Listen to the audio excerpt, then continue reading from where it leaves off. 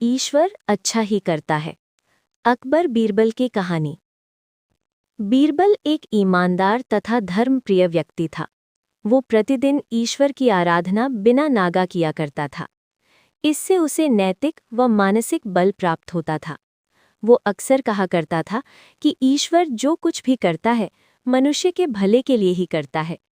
कभी कभी हमें ऐसा लगता है कि ईश्वर हम पर कृपा दृष्टि नहीं रखता, लेकिन ऐसा होता नहीं। कभी कभी तो उसके वरदान को भी लोग शाप समझने की भूल कर बैठते हैं। वो हमको थोड़ी पीड़ा इसीलिए देता है ताकि बड़ी पीड़ा से बच सके। एक दरबारी को बीरबल की ऐसी बातें पसंद न आती थीं।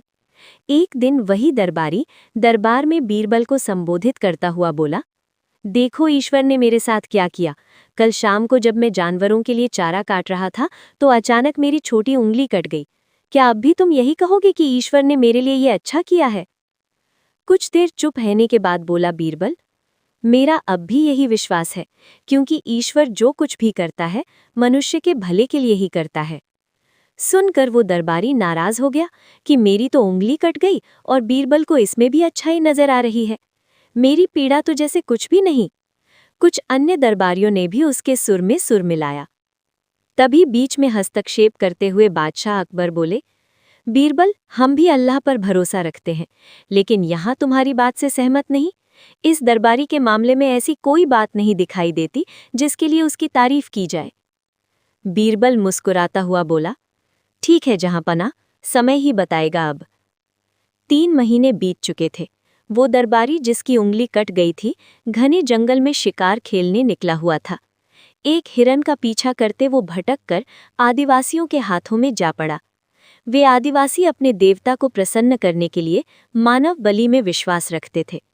अतः वे उस दरबारी को पकड़कर मंदिर में ले गए बलि चढ़ाने के लिए।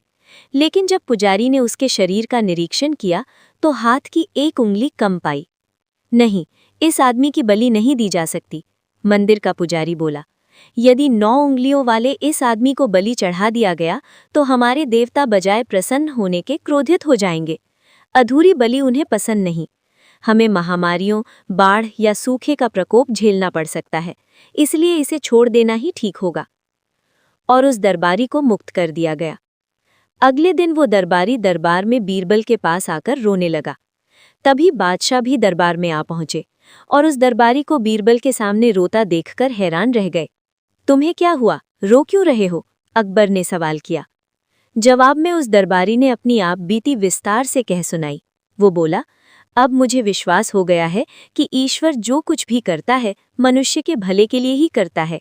यदि मेरी उंगली न कटी होती तो निश्चित ही आदिवासी मेरी बलि चढ़ा देते।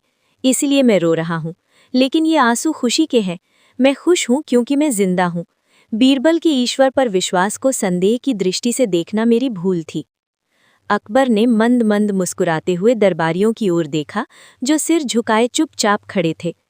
अकबर को गर्व महसूस हो रहा था कि बीरबल जैसा बुद्धिमान उसके दरबारियों में से एक है।